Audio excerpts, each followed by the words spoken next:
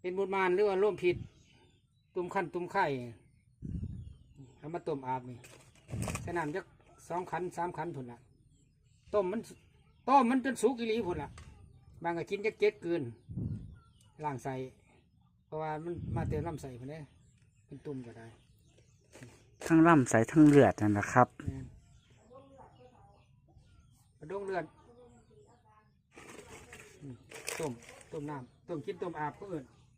ไปลองมึงเด้อถ้าผู้ใดบ่มีกับหาถามผู้เฒ่าผู้แก่ที่แถวบ้านว่าสมขี้หมอดเป็นแนวไหน